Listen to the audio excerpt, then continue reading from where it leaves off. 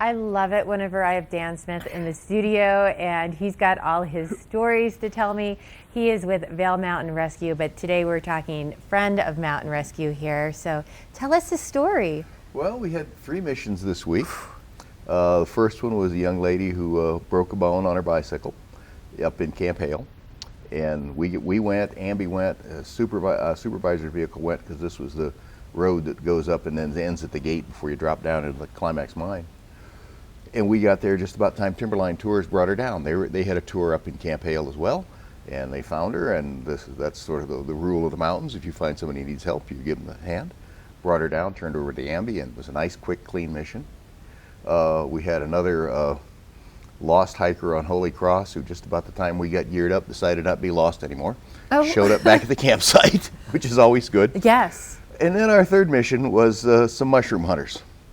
Mushroom hunters as a species are very, very interesting. This was a group of 9 who had parked by the side of the road up on Shrine, and 3 of them had gone into the woods. Well, the trees that they had gone into are closer together than you and I are. Wow. And they were equipped like most mushroomers. They were wearing shorts, a t-shirt, and tennis shoes. And they got in the woods and didn't come out of the woods. So the other people didn't quite know what to do, but a passing Good Samaritan knew what to do, called 911. We got the call finally, and the Good Samaritan guy was just wonderful. He stayed with them till we got there. Oh, that's great. Kept them calmed down.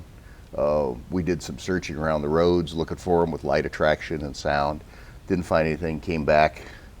We got back in at 2:30, and we met at 6:30 to start going out the next morning.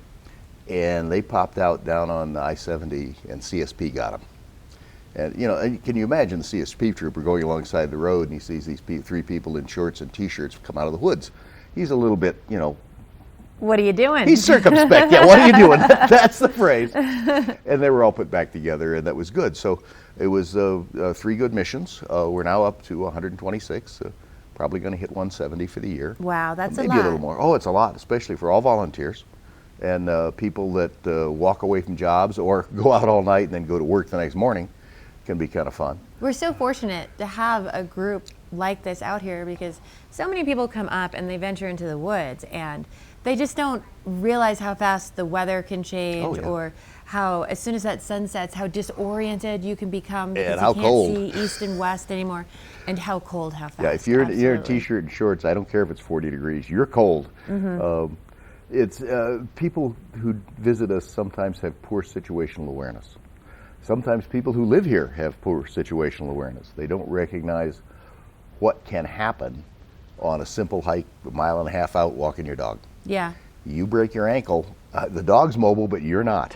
And if it's 5, 6 o'clock at night, nobody else is coming down that trail, and you happen to land on your cell phone, so it doesn't work anymore, you're in deep trouble. Unless somebody knows where you are. Somebody knows where you are, calls 911, we'll come get you. I've also heard that a whistle is a good thing to have on you because it whistles. carries a lot further than a yell. Most people hike along streams. The stream masks your voice. We can't hear you, but the whistle goes a long, long way. And we just ran out. We had like 5,000 whistles we got from China a few years ago. We finally gave the last ones away at Camp 911 to the chagrin of a number of grandparents whose grandchildren now are running around their condominium blowing whistles, which that always makes life very interesting. But that one helps a lot. We always carry them. We carry the ones without the ball in them, so if they get wet or you get in the water, it still whistles. Still works. That's a good tool. It's one you always want to have with you. And on our website, the Vail Mountain Rescue website, there's a lot of things you ought to have with you. Well, we're going to talk more all about that. Stay with us. We're going to have a local check of the weather.